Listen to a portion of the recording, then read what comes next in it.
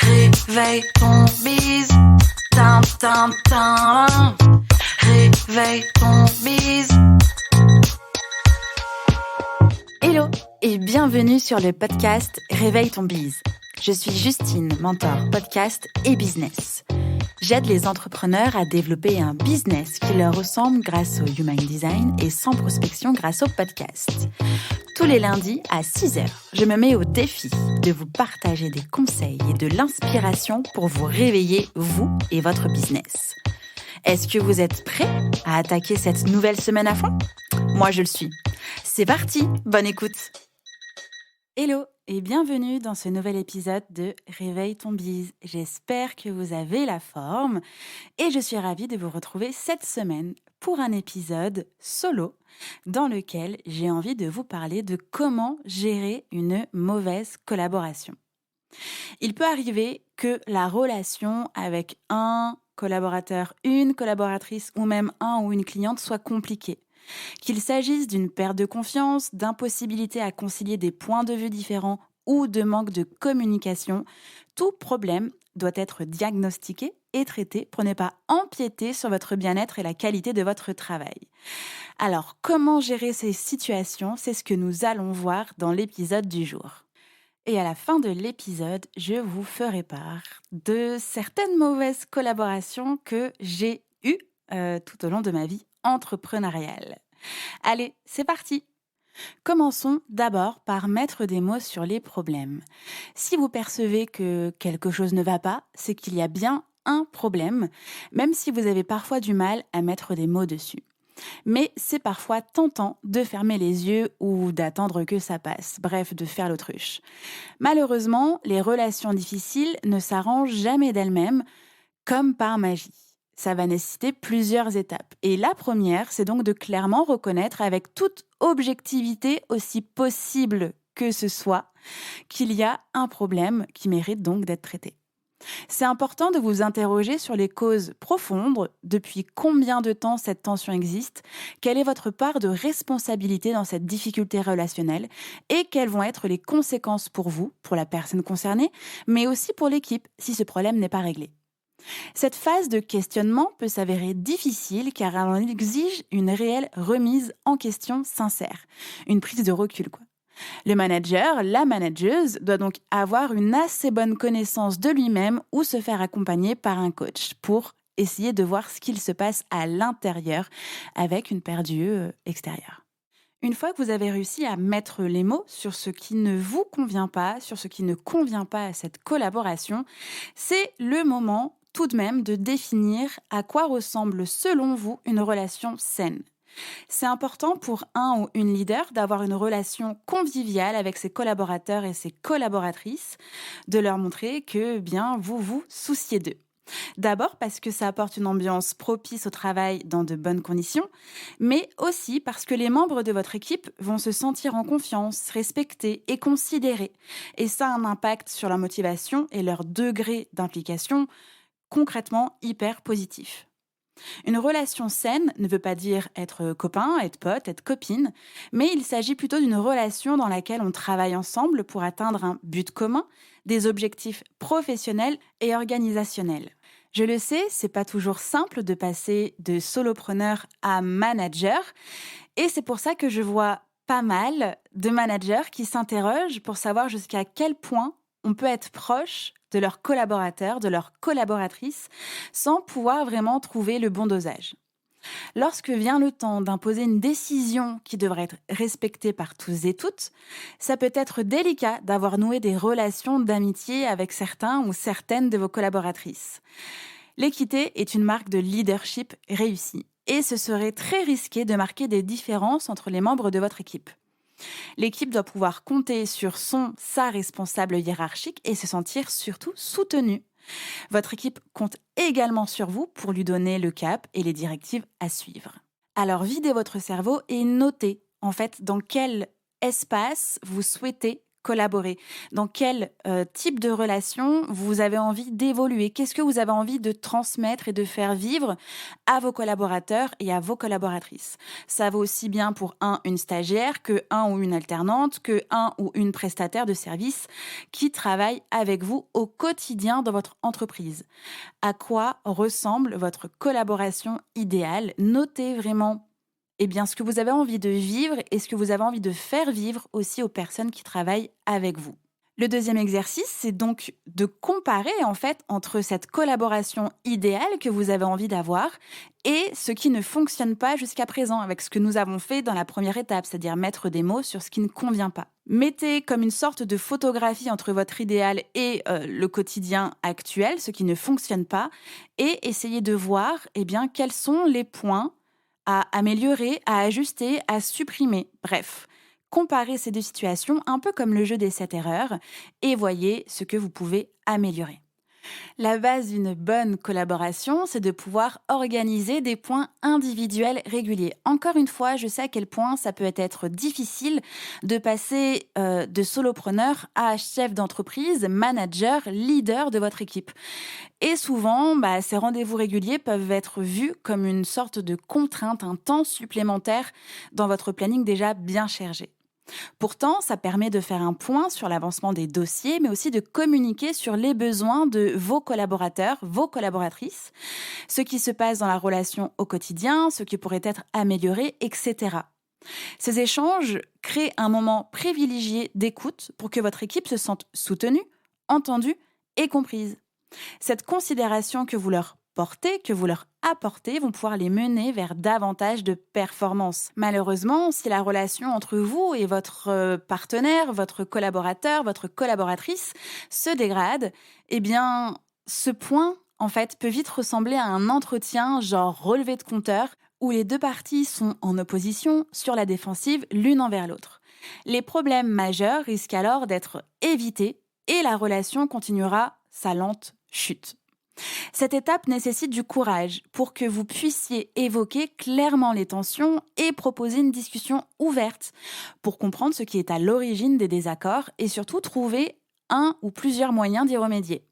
C'est également nécessaire que vous fassiez preuve d'humilité et que vous arriviez à reconnaître qu'en fait, ça peut aussi partir de vous, que tout n'est pas la faute de votre collaborateur ou de votre collaboratrice. En mettant en perspective vos objectifs communs, en mettant surtout en avant ce qui ne fonctionne pas mutuellement, ça va devenir plus simple d'identifier les actions à mener pour entreprendre d'améliorer la relation. Et enfin, après tout ça, le soleil brille à nouveau, c'est le moment de repartir sur de bonnes bases. Cette dernière étape est hyper importante. Après avoir accepté votre responsabilité dans la dégradation de la relation et surtout après avoir discuté avec votre collaborateur et votre collaboratrice sur ses attentes et les prochaines actions à mener, vient le temps de repartir à zéro et de donner à l'autre une chance de montrer que cette personne-là est déterminée à aussi apporter du changement. Vous devez quand même rester vigilant, vigilante et échanger régulièrement pour vous assurer que la relation s'améliore progressivement. C'est pas tout de faire un état des lieux et de dire qu'on va repartir sur de bonnes bases si finalement, ce n'est pas checké comme vos objectifs, comme vos KPIs. Ça fait aussi partie, je crois, des priorités quand même, des choses à surveiller pour le bon fonctionnement de votre entreprise. La patience est donc votre meilleur atout car ce processus prend quand même du temps. Vous allez pouvoir guider votre collaborateur, votre collaboratrice pour lui indiquer ce que vous attendez précisément. Je tiens aussi à mettre un point de vigilance dans votre rôle. Ce n'est pas de transformer votre collaborateur ou votre collaboratrice vers quelque chose que vous attendez, type un robot absolument parfait, mais plutôt de l'accompagner vers l'amélioration de ses compétences et de ses compétences, donc expertise, mais aussi de savoir-être, en restant réaliste dans vos attentes.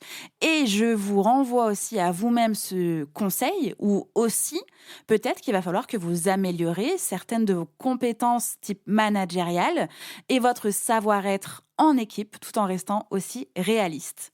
Encore une fois, je sais que ça peut être difficile de passer de solopreneur à chef d'entreprise, à manager, à leader. Collaborer avec des personnes, c'est pas inné, c'est pas toujours très simple et ça peut aussi être une source de beaucoup de questions pour laquelle il y a pas toujours une réponse très simple non plus. Surtout, gardez à l'esprit que, il va falloir aussi vous améliorer, gardez aussi votre esprit grand ouvert et positif pour développer des contacts constructifs. Essayez d'avoir autant envie de travailler avec vos collaborateurs et vos collaboratrices et de transmettre cette envie-là pour que eux aussi, elles aussi, aient envie de travailler avec vous. Vous avez un but commun qui est de développer votre entreprise, votre projet, votre business.